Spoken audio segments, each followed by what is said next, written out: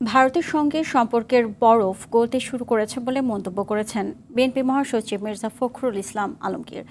সম্প্রতি ঢাকায় নিযুক্ত ভারতীয় হাই কমিশনার প্রণয় ভার্মা বিএনপির সাথে বৈঠকে বাংলাদেশের সাথে সম্পর্ক দৃঢ় করার আশ্বাসের পর ভারতীয় বার্তা সংস্থা ANI-কে দেয়া সাক্ষাৎকারে মির্জা ফখরুল কথা বলেন। সাবেক প্রধানমন্ত্রীর বিরুদ্ধে অভিযোগ থাকলে তাকে ফিরে এসে জনগণ ও বিচারের মুখোমুখি হওয়া উচিত বলেও মন্তব্য করেন বিএনপি মহাসচিব। এ ব্যাপারে রিপোর্ট করছেন জাহিদ রহমান। শেখ হাসিনাকে পূর্ণ সমর্থন দেয়া ভারতের সাথে বিএনপি ও বাংলাদেশের জনগণের সম্পর্ক নাজুকের বিষয়টি সামনে আসে। গণ অভ্যুত্থানের মধ্য দিয়ে ফ্যাসিস্ট সরকারের পতনের পর অন্তর্বর্তী সরকার গঠন হয়। সম্প্রতি বিএনপি নেতাদের সাথে দেখা করেন ভারতীয় হাইকমিশনার প্রণয় ভার্মা। ভারতীয় বার্তা সংস্থা ANI-কে দেয়া সাক্ষাৎকারে বিএনপি মহাসচিব সেই বৈঠক ইতিবাচক বলে মন্তব্য করেছেন। ভারতকে বাংলাদেশের মানুষের মনোভাব বোঝার চেষ্টা করা উচিত বলে মন্তব্য করেন তিনি। আমরা আশা করি ভারত বাংলাদেশের সম্পর্ক সুদৃঢ় হবে। ভারতকে বাংলাদেশের মানুষের চিন্তাধারা বোঝা উচিত বলেও আমি মনে করি।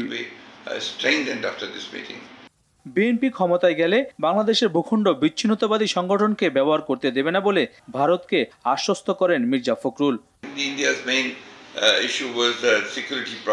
বাংলাদেশের নিরাপত্তা নিয়ে আমরা আশ্বস্ত করতে চাই, এদেশে কোনো বিচ্ছিন্নতাবাদী স্থান নেই।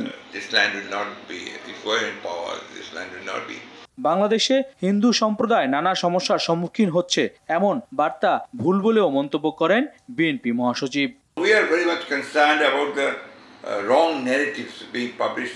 ভারতীয় মিডিয়ায় সংখ্যালঘু সম্প্রদায়ের উপর হামলার কথা প্রচার করা হয়, যা আদৌ সত্য নয়। বাংলাদেশের সব ধরনের মানুষ মিলেমিশে বাস করছে। এদিকে মাতুয়াইল আদর্শ উচ্চ বিদ্যালয় আমরা বিএনপি পরিবারের উদ্যোগে ছাত্র জনতার আন্দোলনে পুলিশের গুলিতে নিহতদের পরিবারের সাথে দেখা করেন বিএনপির সিনিয়র যুগ্ম মহাসচিব রুহুল কবির রিজভী। এই সময় তিনি বলেন, শেখ হাসিনা ভিনদেশি নাগরিকদের আইন শৃঙ্খলা বাহিনীতে নিয়োগ দিয়েছিল। এটি চিফ প্রসিকিউটরের বক্তব্যে স্পষ্ট।